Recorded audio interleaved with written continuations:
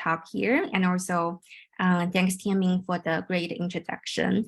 So yeah, I really like the last part of Scott's talk about facial reaction. I think that's a very interesting one, and there's a lot to be done in the future. And for me, my talk will be mainly on the human intelligence, human social and emotional intelligence part. So you will hear a lot about babies and children.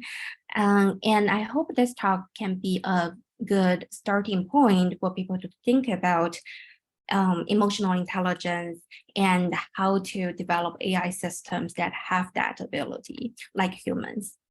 Okay, so to start my talk, let me show you a picture.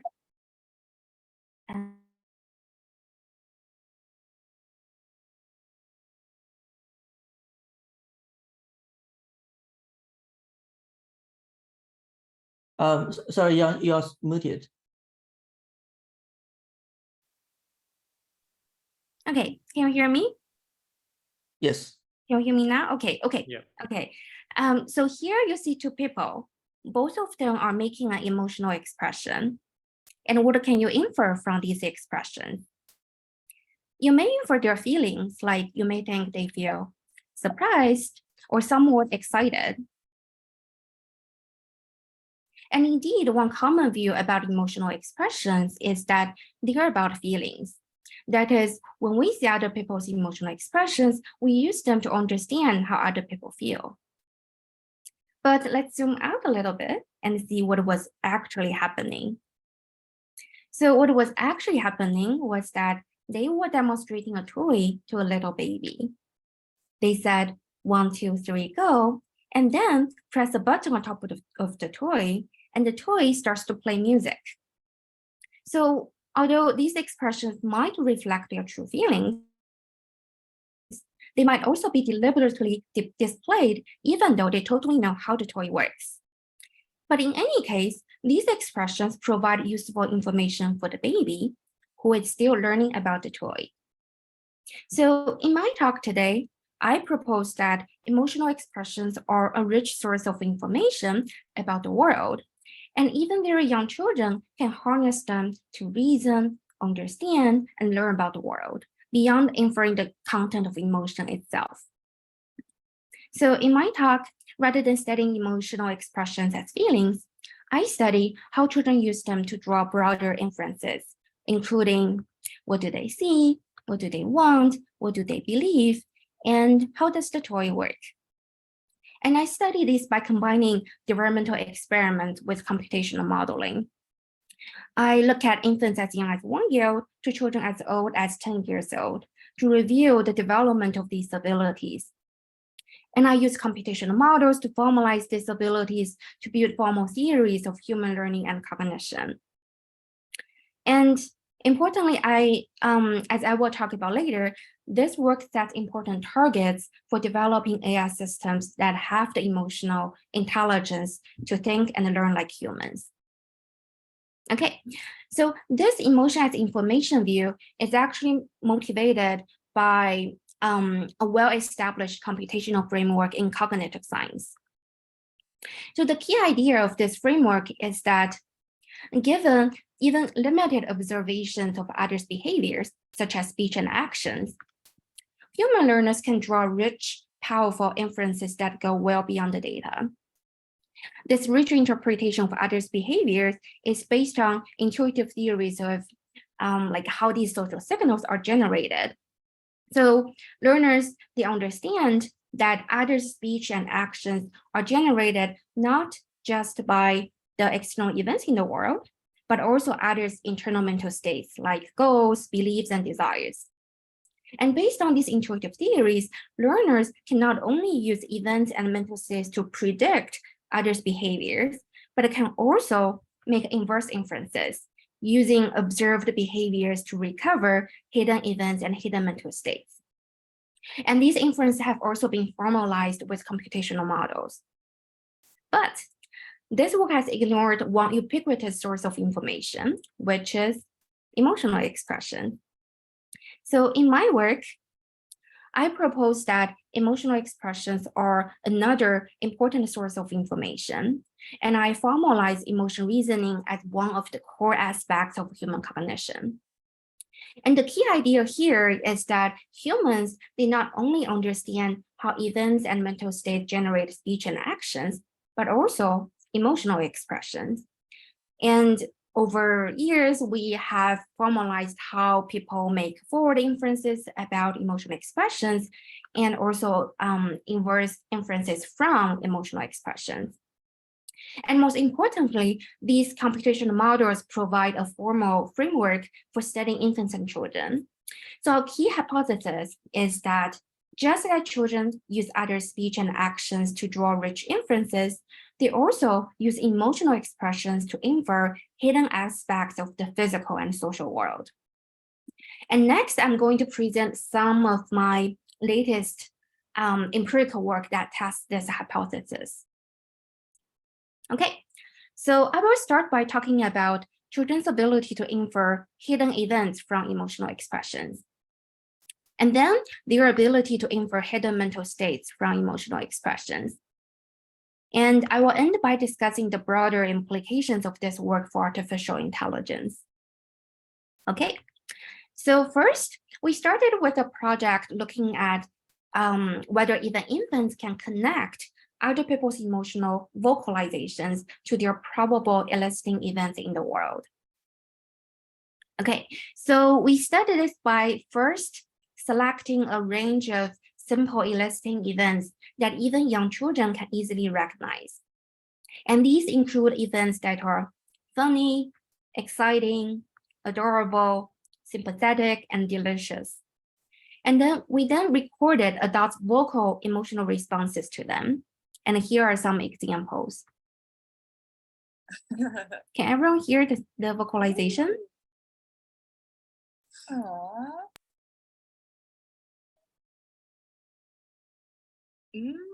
Okay, cool. And on each trial of the study, we presented infants two pictures side by side on the screen, like this, and then played one vocalization, like this. And we predict that if infants understand that vocalization, they would shift their looking to the picture that goes with the vocalization, which is the shiny cool toy on the left. And we test this prediction with 12 to 17-month-old infants. And as predicted, infants shifted their looking to the matched picture when they heard the vocalization, and they were equally good at all five categories of vocalizations. So what does this mean? Here, we are not simply contrasting a positive with a negative emotion, nor did we look at the 6 basic emotions, which is like happy, sad, anger, those basic emotions. The 6 basic emotions have dominated research in the emotion domain. And what we studied and found here is that even 1-year-old infants can differentiate a wide range of positive emotional vocalizations and connect them to events that are funny, exciting, adorable, sympathetic, or delicious. And this suggests that infants can not only map others' emotional expressions to events in the world, but they can also do this mapping in a very fine-grained way. But you might ask, this is just a mapping task. Both the events and the emotional responses are available to infants. Our next question was, can infants also use emotional expressions to infer hidden events and use them to guide their exploration of the world? So in our follow-up study, here's what we did. So we used a box like this. In front of a baby, an experimenter first looked into the box and made a vocalization, such as, "Aw." And then she handed the box to the baby. And imagine that you were the baby, you searched the box, and you found a toy puppy. What do you think, and what are you going to do? And by contrast, if you heard the experimenter say, "Aw," and you found an orange, what do you think, and what are you going to do? So our prediction here is that if a baby finds a toy puppy, which is congruent with the vocalization, they would think that there's nothing else in the box and they would stop their search. And by contrast, if they find an orange, which is incongruent with the vocalization, they might think that, oh, there might be something else, and they might go back to the box and continue to search. So babies searching time after they get the first toy is a behavioral response we can use to understand what babies think was in the box. And similarly, if the experimenter said, then the orange is congruent with the vocalization, but the puppy is not. But similarly, we expect babies to search longer in the incongruent condition than the congruent condition. And using this paradigm, we tested two same valence emotion contrasts. One was between versus wow, versus awe, and the other is awe versus wow. And both studies were pre-registered, and as predicted, babies searched longer in the incongruent condition than the congruent condition. And these results suggest that infants not only have a relatively fine-grained understanding of emotional expressions, but can also use them to infer hidden events and to guide their exploration of the world. But there's another question. Here, the babies did not have any prior knowledge of what's in the box. But in many cases in the real world, however, babies do have prior expectations about the world. For example, if they see you randomly sample a ball from a box like this, they expect that you're more likely maybe to get a red ball rather than a white ball.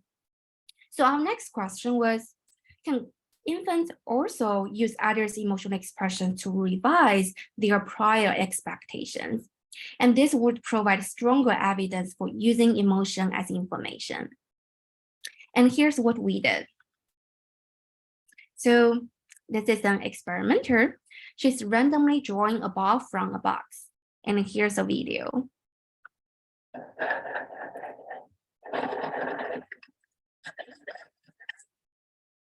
going to take a ball. Look at me. I got one and I put it in here. Okay. So, okay, what do you think she got? A red ball or a white ball? Any guesses? Red. Great, thanks. So prior work found that infants have this intuition too. They expect that when the experimenter reviews the outcome, it would be the statistically probable outcome, a red ball. But if it is a white ball, they are surprised and they look longer at it. And this is the so-called violation of expectation paradigm. This is like a very popular paradigm used in infancy research. And this is usually the typical looking time pattern using this paradigm. And in our study, everything was exactly the same except for one critical change. We added one event after the experimenter sampled the ball, but before she revealed it to infants. And here's the video. I got one and I put it in here. Okay, I'm going to take a look first.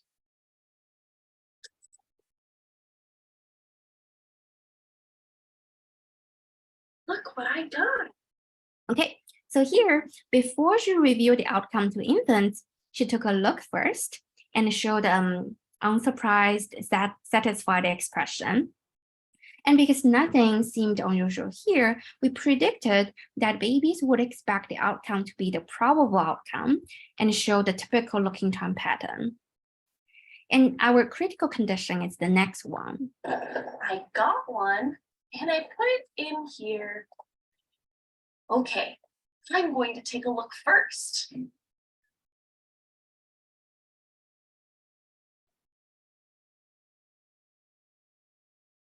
Look what I got.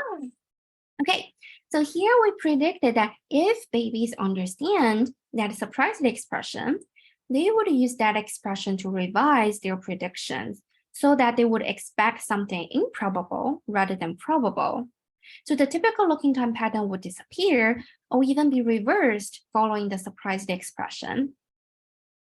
And we used a 2x2 within subjects design, and we manipulated if the expression was unsurprised or surprised, and if the outcome was probable or improbable. And each infant received all 4 conditions. And we ran initial experiment and 3 pre-registered replications with 12 to 17-month-old babies. And as predicted, we found that when the experimenter made an unsurprised expression, babies looked longer at the improbable outcome than the probable outcome. But when the experimenter was surprised, however, the pattern was reversed. Babies looked longer at the probable than improbable outcome. And this suggests that infants were able to use others' surprise to infer the hidden outcome and use that to revise their prior expectations. And we also found that the effect size across different samples varied depending on the order of trials we showed to babies. This is something like relatively common in infancy infant research. Like sometimes when we change the order of trials, the effect size differs. But overall, when combining data from our samples, we found both an effect of the unsurprised expression and an effect of the surprise expression in the opposite direction. Okay, what does that mean? So if you're like a little bit familiar with infancy research, you will know that decades of infant research has assumed that babies look longer at events that are only expected or surprising. We found that infants' ability to use others' emotion as information can make surprising events surprisingly unsurprising. So just to recap, here we show that beyond using emotional expressions to infer how other people feel, even infants can use them to reason about the external world. And this ability is fine-grained. They guide infants' exploration of the world, and it is also powerful enough to revise their prior expectations. And all these abilities emerge as early as the 2nd year of life.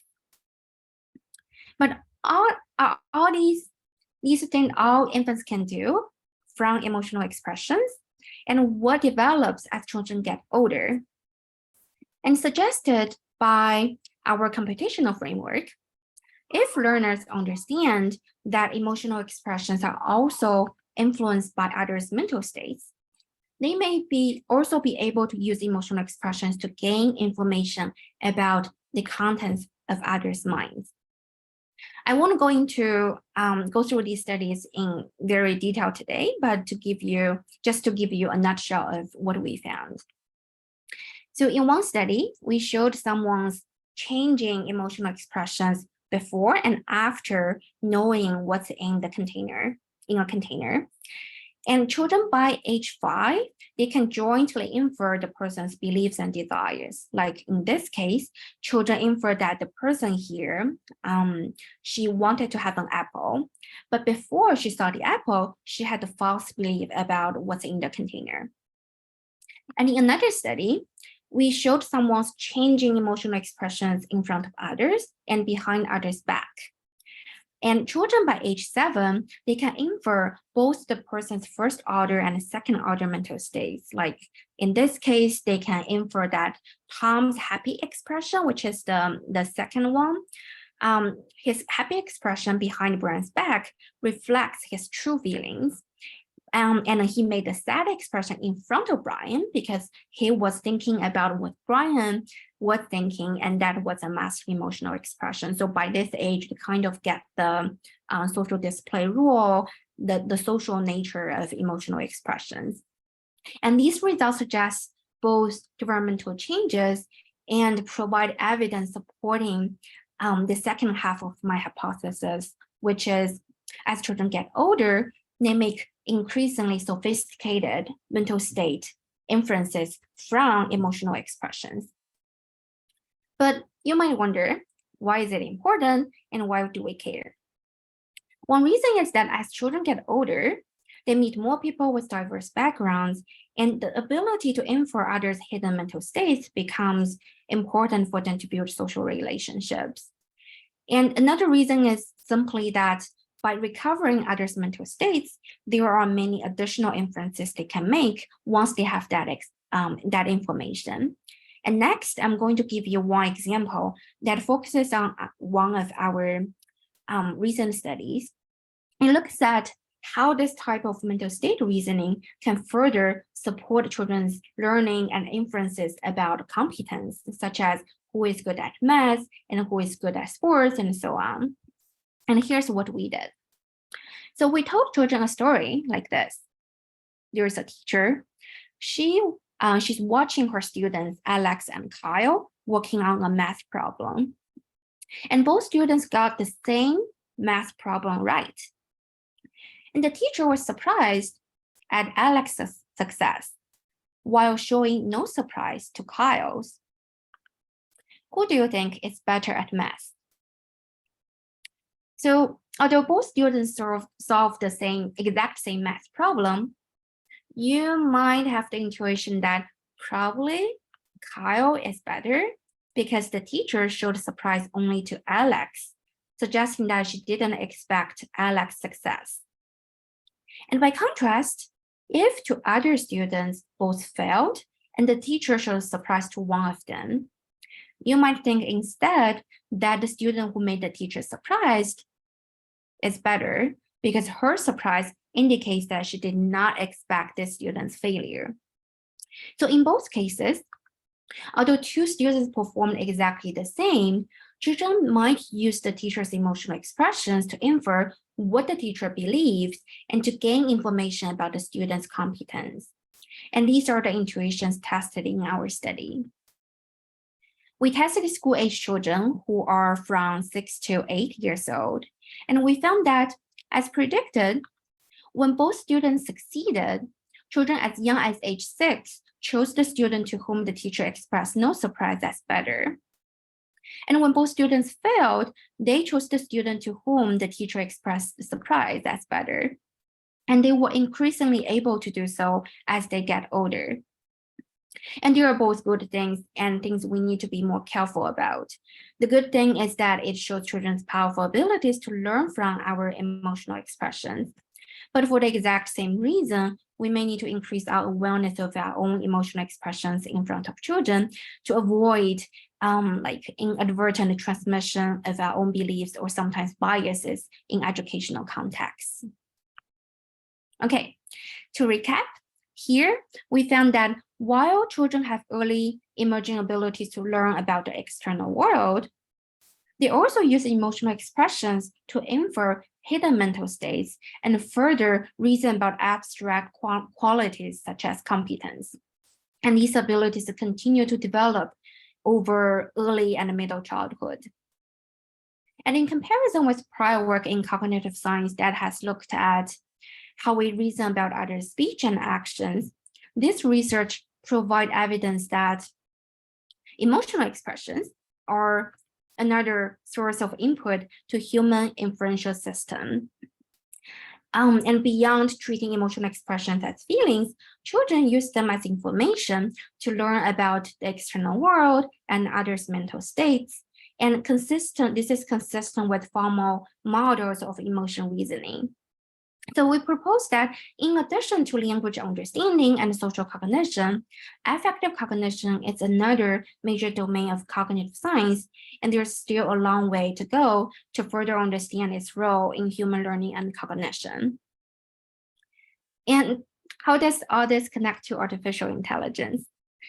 So in the last part of my talk, I'm going to talk about how this work potentially can inform the development of intelligent AI systems. Okay, so I can think of at least three broad implications. The first is that this work sets targets for developing robots with emotional intelligence. Although I think there has been some efforts on developing machines that can recognize or categorize emotional expression, this work suggests that this is not what human learners do. Given a perceived emotional expression, human learners do not just use it to infer how other people feel, but they go well beyond that. They use this information to make all kinds of inferences, such as what's in the environment and what's going on in other people's mind. And this type of human social and emotional intelligence can guide further development of machines or robots that can interact with humans in a more like emotional and intelligent way. Okay, and second, I think I would like to mention an ongoing line of work in my lab that might inform the development of intelligent robots, which is emotionese. I don't think you know the word because I made it up, but I believe you know the word motorese or infant-directed speech, in which adults often use simpler, slower, and more dynamic speech when talking to infants. And adults also use motionese, in which they make this kind of like expansive, repetitive movement when demonstrating something to little babies or young children. And these ways of interacting with young children have been found that it supports early language acquisition and also early understanding of goal-directed actions. And a new line of work in my lab proposed that there might also be emotionese where parents exaggerate or even feign emotions in front of infants in ways that facilitate infants' acquisition of emotion knowledge. And it would also be interesting to connect these type of parent-child interactions with the development of robots. And actually, I think the last speaker at the workshop, Dr. Yuki Nagai, she had some very like fantastic work on motionese, which is the second one here about actions. She found that this kind of infant-directed actions not only facilitate infants' learning of actions, but also robots' learning of those actions. And it will be interesting to see if emotionese can also support robots' learning of emotion knowledge. And the last, my lab has also been working on like how humans integrate multiple sources of social information together, including perceived speech, actions, and emotions. And we studied this because all these information sources are actually embedded in a coherent string of events. And it is a real-world task to be able to use these information sources in a more integrated way. And we have been developing models that can process and integrate multiple sources of information to better formalize human social intelligence. And this also sets target for building more integrative AI systems. Okay. So to end, I'd like to go back to the picture I showed you at the beginning of my talk. I hope I've showed you today that although emotional expressions have been commonly considered signals of others' feelings, here we have just begun to understand its role as a source of information in human learning and reasoning. And this work bridges gaps between emotion research, cognitive science, and developmental science, and sets important targets for building AI systems that can think and learn like humans. Okay, and last, I'd like to thank my collaborators, my lab, and also all my funding agencies. Thank you. Thanks so much, Yan, for the very interesting talk, and I really enjoy all the videos of babies. Thank you. Right. So maybe let's see if we have any in-person audience for questions. Yeah, wonderful talk. So audience members, if you have any questions, you can raise your hand. We'll get you a mic. Okay, going once, going twice. Okay, no in-person questions for now. Tianmin, do you want to start with your question? Yeah, so I actually have a question that's related to the motionese kind of concept, which is a very very interesting concept to me. So one thing I've been thinking about by reading infant study is just what kind of experiences that actually lead to the development of social intelligence, or in this case, sophisticated understanding about emotion, right? And how that can lead to the understanding or inference about the world states and the mental state of others. So you kind of talk about these developmental trajectories. Do you have some insights for, say, robotics researchers or computer scientists, you know, if you want to build a machine that can also gradually develop such understanding, you know, what kind of learning experiences or what kind of data should we provide to a machine or a robot? Yeah, this is a fantastic question, and it's still an open question. What we are doing now is that we have been looking at parents, like we have been analyzing some headcam data to see, like the headcam data is that people ask babies to, they put a headcam on baby's forehead, and then when the baby looks around, it can record the visual environment. And there's a lot of recordings in the field that has that recording, and we have been analyzing this kind of videos in order to see what actually babies see in their early life. And it's amazing, like parents, when we talk to babies and children, it's not like how we talk to other adults. Like we do things like, oh, look at that, wow, that's so cool. We do all this kinds of this exaggerated emotional expressions. We don't have all the results yet, but our hypothesis is that when parents exaggerate those emotional expressions, like happy expressions, surprise, or sad, they help babies to categorize those emotions and better use that information to learn about what those emotional expressions map onto the external world. Like when I do, wow, this is so cool, they kind of use the excited facial expression to map onto the toy. They gradually learn to understand this kind of mapping, and also later on they can also infer some sophisticated hidden mental states. So this is about humans. I don't know what kind of data can facilitate like model training, but it will be a very interesting and exciting future direction for people to work on. Right, thanks much. I think we have another question from Angelica. Hi, thank you very much. That was a wonderful presentation. I'm wondering about parent tease or infant-directed speech. So that's what I know about it is that it's harder to elicit this if it's not a baby in front of them. So imagine we want to have robots that are interacting in this emotion-y state. Does that mean that our robots have to look like babies, or what would elicit, what do you think would be needed to make people be emotional to robots? Yeah, I was mainly thinking about the training stage, like when we train robots, especially at the early stage, maybe we can give this kind of like exaggerated emotional expression that may help them to learn this faster and better. And when they have acquired that ability, then maybe later on when people just show some of the subtle emotional expression, they can also get that. This is mainly from the perspective like how human babies learn. Like when they are little, when they don't know any language, this is how parents interact with them and teach them and use emotional expressions to guide their learning and exploration. And this kind of exaggerated emotional expressions might help. That's mainly my perspective from someone studying human babies and human intelligence. Thank you. Thanks for the question.